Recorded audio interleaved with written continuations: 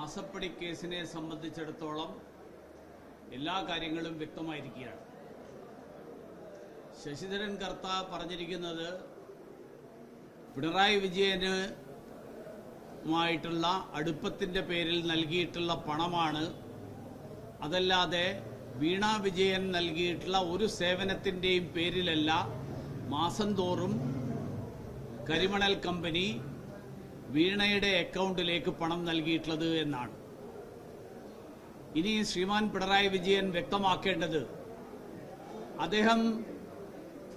അദ്ദേഹത്തിന്റെ മകളുടെ പേരിൽ മാസം തോറും ലഭിച്ചുകൊണ്ടിരുന്ന ഈ പണത്തിന് പകരമായിട്ട്, അതിന് പ്രത്യുപകാരമായിട്ട് ഏതൊക്കെ തരത്തിലുള്ള എന്തൊക്കെ വഴിവിട്ട കാര്യങ്ങളാണ് കരിമണൽ കമ്പനിക്ക് വേണ്ടിയും കരിമണൽ കമ്പനിയിൽ നിന്ന് ശ്രീ ശശിധരൻ കർത്ത നൽകിയിട്ടുള്ള പണത്തിന് വേണ്ടിയിട്ട്, പണത്തിന് പകരമായിട്ട് സർക്കാരിൻ്റെ സംവിധാനങ്ങളെ ദുരുപയോഗപ്പെടുത്തിക്കൊണ്ട് നൽകിയിട്ടുള്ളത് എന്നാണ്.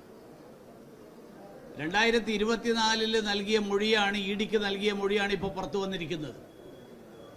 നമുക്ക് ഓർമ്മയുണ്ട്, 2024 തൊട്ട് 26 വരെ നിയമസഭയിൽ ശ്രീമാൻ പിണറായി വിജയൻ പലതവണ ആണയിട്ട് പറഞ്ഞതാണ്, എൻ്റെ മകൾ നടത്തുന്ന കമ്പനി, ആ കമ്പനി ഏതെങ്കിലും ഒരു വ്യവസായിയുമായിട്ട് എന്തെങ്കിലും ഇടപാട് നടത്തിയിട്ടുണ്ടെങ്കിൽ അത് അവരുടെ ഔദ്യോഗിക കാര്യമാണ്. അങ്ങനെ ജനങ്ങളെ തെറ്റിദ്ധരിപ്പിക്കുന്ന പ്രസ്താവനകൾ, ആ പ്രസ്താവനകളാണ് നിയമസഭയുടെ വേദിയടക്കം ദുരുപയോഗപ്പെടുത്തിക്കൊണ്ട് ശ്രീമാൻ പിണറായി വിജയൻ നടത്തിയിട്ടുള്ളത്. വാസ്തവത്തിൽ സഭയുടെ അവകാശങ്ങളെ ലംഘിക്കുന്ന നടപടിയാണ് അന്നത്തെ മുഖ്യമന്ത്രി നടത്തിയത്. അതുകൊണ്ട് പ്രതിപക്ഷ നേതൃസ്ഥാനത്തിരിക്കാൻ പിണറായി വിജയന് ഒരവകാശവും ഇനിയില്ല. അദ്ദേഹം പ്രതിപക്ഷ നേതൃസ്ഥാനം ഒഴിയണം. മാർക്സിസ്റ്റ് പാർട്ടി കേരളത്തിലെ ജനങ്ങളോട് മാപ്പപേക്ഷിക്കണം. ഇതോടൊപ്പം മാസപ്പടി കരിമണൽ കമ്പനിയിൽ നിന്ന് വാങ്ങിയതിനെക്കുറിച്ചിട്ടുള്ള തെളിവുകൾ പുറത്തു വന്ന സാഹചര്യത്തിലാണ് ഈ പറഞ്ഞ അന്വേഷണങ്ങളൊക്കെ നടന്നിട്ടുള്ളത്. ഇതുപോലെ മറ്റെവിടെ നിന്നൊക്കെ ഈ തരത്തിൽ കൈക്കൂലി വാങ്ങിയിട്ടുണ്ട് എന്നുള്ളതിനെക്കുറിച്ചിട്ടുള്ള സമഗ്രമായിട്ടുള്ള അന്വേഷണം, ആ സമഗ്രമായിട്ടുള്ള അന്വേഷണവും നടക്കേണ്ടതുണ്ട് എന്നാണ് ഭാരതീയ ജനതാ പാർട്ടിക്ക് ഈ ഘട്ടത്തിൽ ആവശ്യപ്പെടാനുള്ളത്.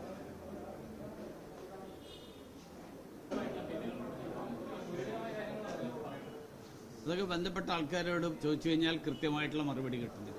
എനിക്ക് അതുമായിട്ട് ബന്ധമില്ലതാണ്. ഞാൻ അതിനേക്കാൾ പ്രധാനപ്പെട്ട ഒരു വിഷയമാണ് ഞാൻ പറഞ്ഞിരിക്കുന്നത്.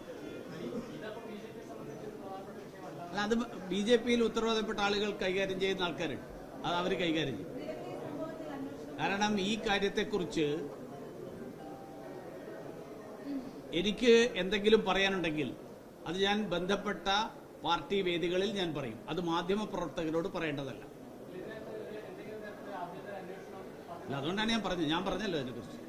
അതിന്റെ മറുപടിയാണ് ഞാൻ ഇപ്പോൾ പറഞ്ഞ സെന്റൻസ്. നിങ്ങളെടുത്ത് വായിച്ചു നോക്കിക്കഴിഞ്ഞാൽ ആ സെന്റൻസിന്റെ ആദ്യത്തെ മുതൽ അവസാനം വരെയുള്ള ഓരോ വാക്കിലും അതിന്റെ മുഴുവൻ ഉത്തരവുണ്ട്.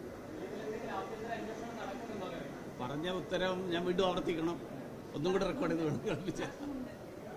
അല്ല, പറഞ്ഞ ഉത്തരം, ഞാനിപ്പോൾ പറഞ്ഞ ഉത്തരവുണ്ടല്ലോ, ആ ഉത്തരത്തിലെല്ലാം ഉണ്ട്.